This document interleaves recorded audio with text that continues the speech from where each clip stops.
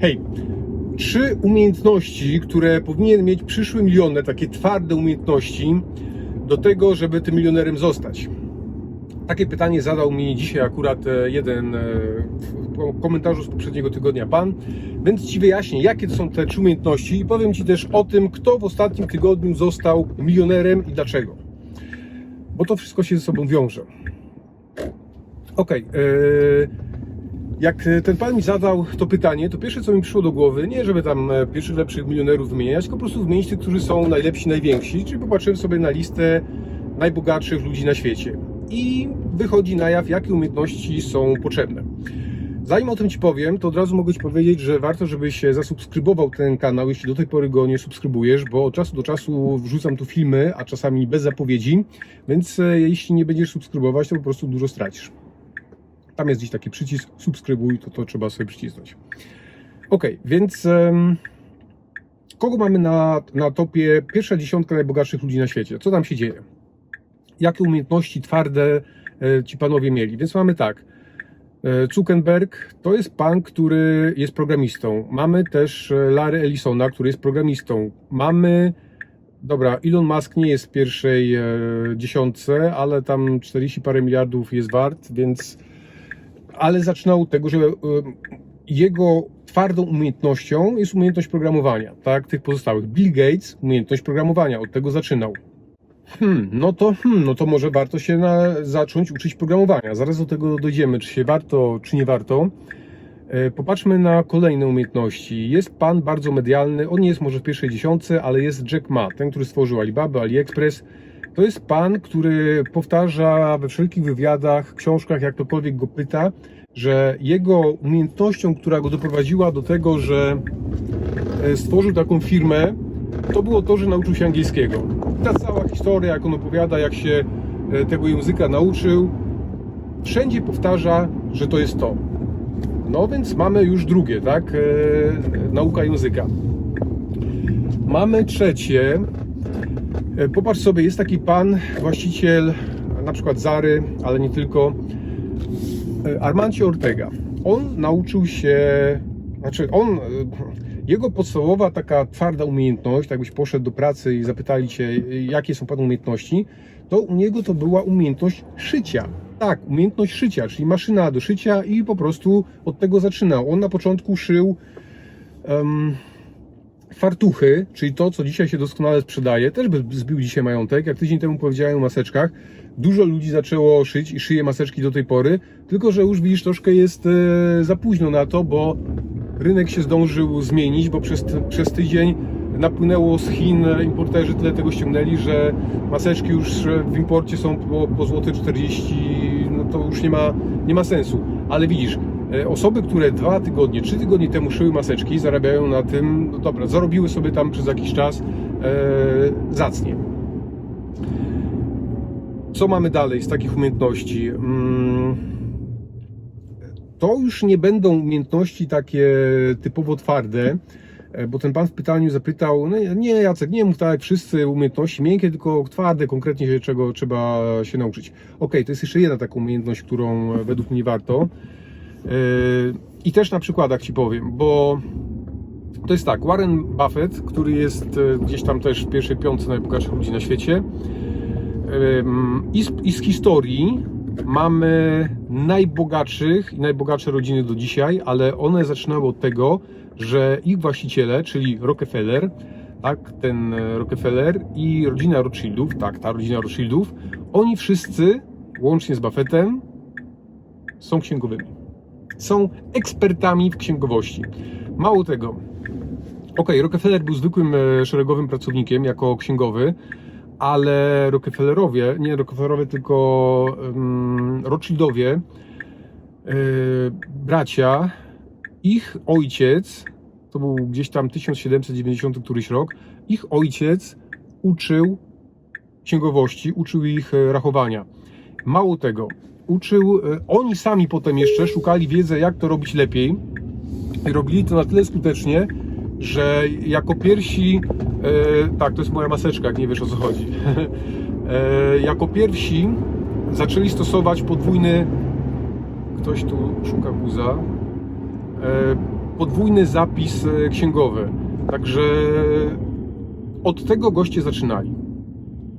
Więc jeśli się zastanawiasz, czego się nauczyć, jeśli chodzi o twarde umiejętności, to tak by wynikało, patrząc na historię, że trzeba by się nauczyć programować, trzeba by się nauczyć księgowości, trzeba by się nauczyć jakiegoś języka obcego. Ale okazuje się, że to nie jest tak do końca, bo możemy sobie popatrzeć dalej na rozmaite osoby, które osiągnęły bardzo wiele i popatrzeć właśnie na to, zaraz dojdę do tego, kto zarobił najwięcej w ubiegłym tygodniu. Popatrz na biznesmena, który przez wielu jest uważany za po prostu absolutnie najlepszego, największego geniusza, wizjonera, jaki ostatnio się objawił światu, czyli mowa o Steve'ie Jobsie.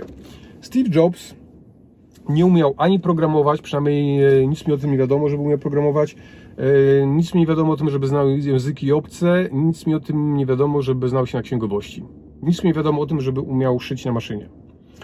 Niemniej, jak porozmawiasz z naprawdę topowymi biznesmenami, to większość z nich jest zauroczona tym, co robił Jobs. Aha, i jeszcze teraz wychodzi jedna rzecz, co Jobs robił źle, tak mu wszyscy mówią, że źle robił, a co wszyscy mówią, że to jest podstawowa umiejętność milionera, czyli umiejętności komunikacyjne. Umiejętności komunikacyjne u pana Jobsa były z tego co źródła podają, bardzo kiepskie. Kwestia jego stosunków nie z żoną, ale z córką, do której się nie przyznawał. Kwestia tego, jak traktował pracowników, więc słabo to wyglądało. Ale widzisz, Jobs w tym momencie miał inną umiejętność, bo miał umiejętność niesamowitego kombinowania i łączenia wielu elementów i myślenia w sposób strategiczny i myślenia w sposób, jakby tu zrobić rzeczy, które są niemożliwe do zrobienia. I on takie rzeczy robił. On miał odwagę, żeby takie rzeczy robić i widzisz,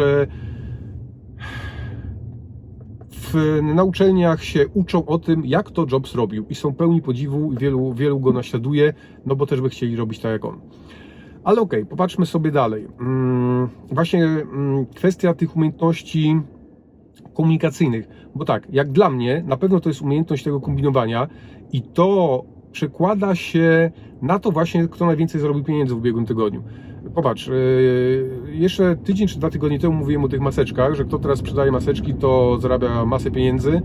Miesiąc temu to były żele antybakteryjne, a dzisiaj to są rękawiczki nitrylowe. I powiem Ci, jak wyglądają dzisiaj deale na rękawiczkach nitrylowych.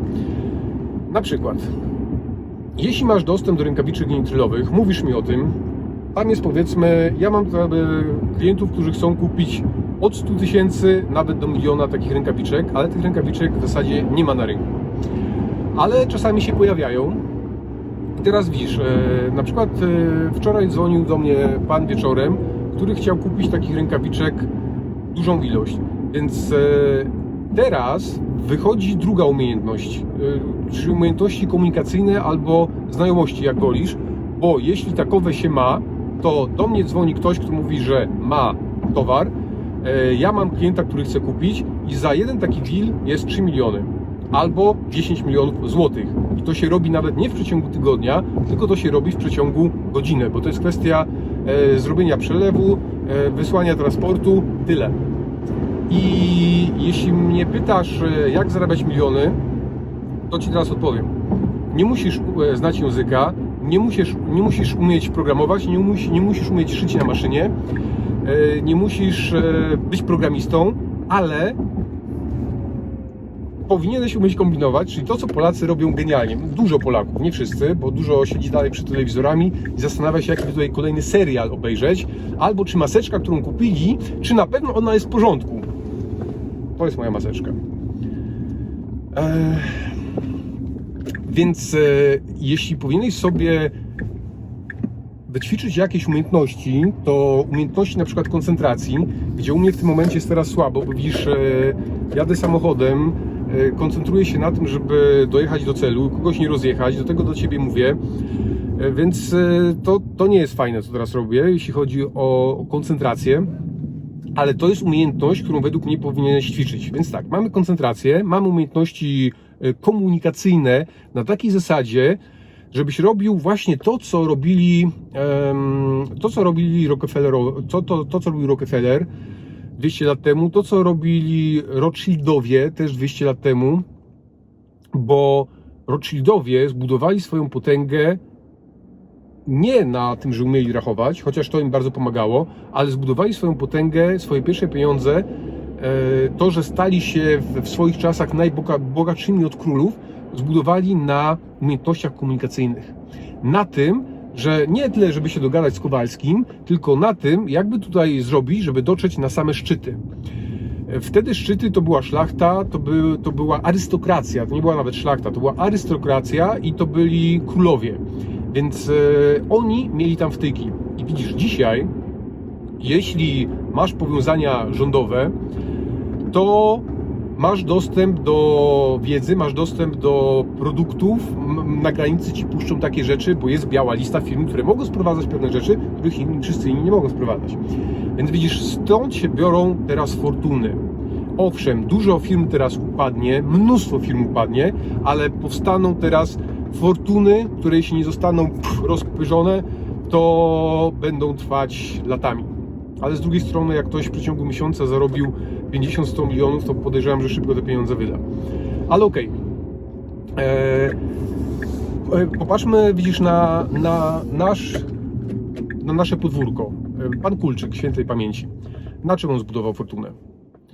Wiesz, nie czytałem jego biografii, wiem, że się gdzieś tam wydała, ktoś wydał, nie czytałem tego, więc nie wiem, jakie on miał umiejętności twarde na początek, jak rozwijał swój biznes, ale na pewno miał genialne umiejętności właśnie komunikacyjne, bo miał niesamowite plecy, tak? Te wszystkie rzeczy, które on pozałatwiał w Polsce, jak jeszcze była ta władza, która go, gdzie pili razem wódkę, to na tym zbudował majątek. Jak się władza zmieniła, to potem zaczął robić biznesy za granicą, bo był tępiony w Polsce. Ale widzisz, to nie jest tak, że on siedział w domu i oglądał seriale i pojawiły się te znajomości w rządzie, czy tam w różnych służbach. On to sobie wychodził, on to sobie wyrobił. A propos umiejętności, nad którymi warto popracować. Więc widzisz, jeśli chcesz się skupiać na umiejętnościach twardych, jak to ktoś tam powiedział, to nie ma problemu, skupiaj się na tym, ale to nie jest najważniejsze. Okej, to są rzeczy, które na początek pomogą Ci zbudować jakąś tam bazę, jakikolwiek zalążek, powiedzmy, żebyś miał gotówkę na to, żeby potem rozwinąć to w coś większego.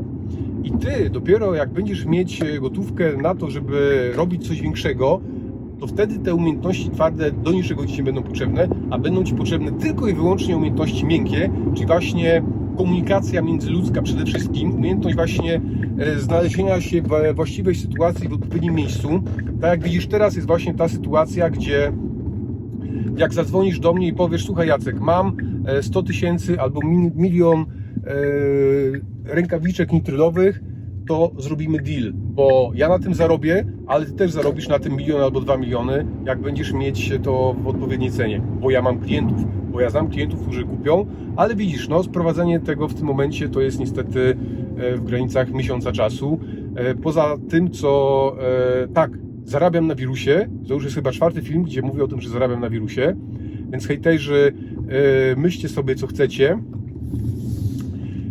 Osoby, które robią biznes, robią biznes.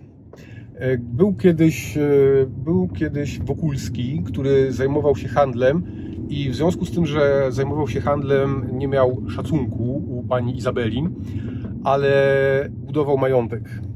I w tym momencie, jeśli Ty będziesz zarabiać na handlu, słuchaj, pieniądze nie śmierdzą. Mi pieniądze nie śmierdzą.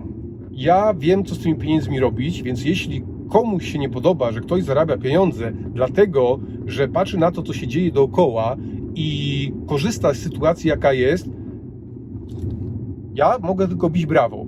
Widzisz, ja zajmuję się handlem. Ja zajmuję się handlem od zawsze.